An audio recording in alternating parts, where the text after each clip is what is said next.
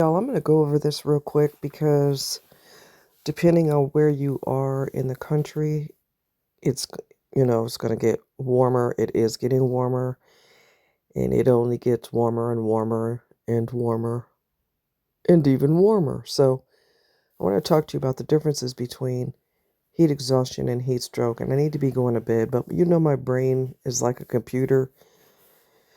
It don't know when to chill. I'm going to bed after I do this, though. Okay? So both heat exhaustion and heat stroke are serious conditions caused by the body's inability to regulate its temperature in hot weather. Heat exhaustion is a milder form of heat illness, while heat stroke is a medical emergency.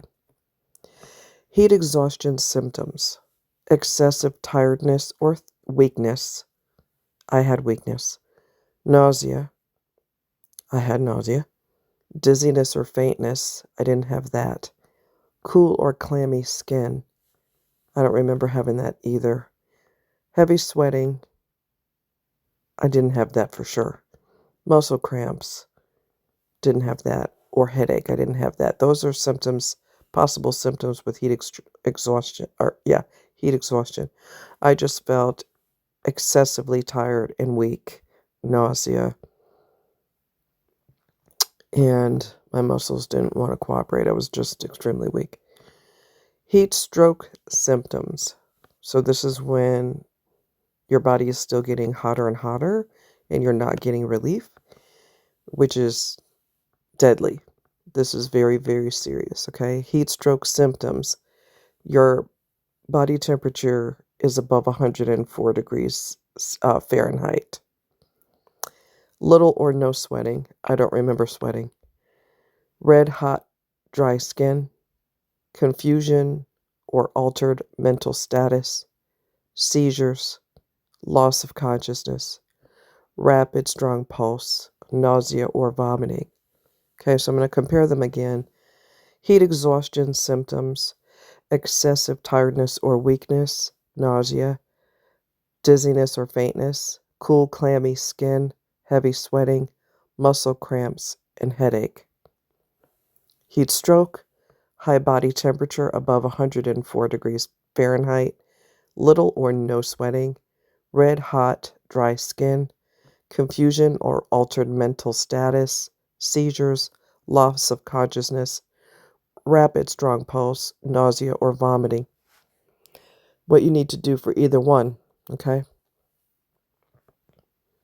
Heat exhaustion: move the person to a cooler place or move yourself to a cooler place. Drink fluids, water, or electrolyte drinks, and rest. UC Davis Health suggests that you may also use cool showers or baths to help lower body temperature. If you don't have access to any of that, if you have access to ice, you can use, you can improvise, right? Put them in plastic bags and put them on the person's head, neck, armpit, and groin area. We talked about that when I was in school for emergency medical technician, EMT. Um, if you have to use a garden hose, it's going to be very, very cold to their body, but I mean, don't get them in the face with it, but, you know, wet them down pretty good. Because you've got to cool their temperature, because this is very serious. Heat stroke: call 911 immediately. Begin cooling the body down with cool water, ice packs, or cool wet towels until help arrives. UC Davis Safety Services also emphasizes the importance of seeking immediate medical attention.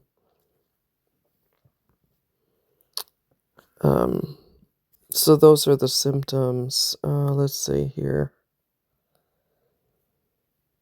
Let's go to UC Davis Safety Services Heat Illness Prevention, which is super important to talk about. Okay, let's go over here. Okay. Simple steps to prevent heat illness. Monitor your physical conditions and those of your peers for signs of heat illness.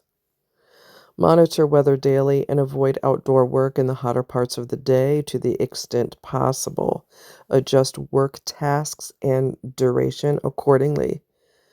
Gradually increase time out in the sun to acclimate yourself to the heat as summer approaches. Can take from 4 to 14 days for your body to acclimate to the temperature. Wear light colored, breathable clothing made of natural fibers, such as cotton, to prevent heat buildup. There's also clothing that are made with bamboo, which is also very good. They're pricey, but they're very good because they're breathable and, you know, kind of, it doesn't hold your heat in. It lets your skin breathe. If working while wearing a face covering, keep several handy during work shift for change out as needed. Keep cool, potable water on hand at all times for consumption. Approximately 4 8-ounce cups of fresh water per hour. Cool off in well-shaded, air-conditioned areas. Recovery period of at least 5 minutes. Keep spray bottles or cooling vest for outdoor work if applicable. Avoid consumption of large quantities of caffeine, which can lead to dehydration. Plan steps to enact emergency procedures when needed. Okay, so there is something called a cooling vest. I do have one. I have to remember where the hell I put it because it's not going to do you any good if you don't know where it's at. I got to find it. I think I know where it's at, but I'm not sure.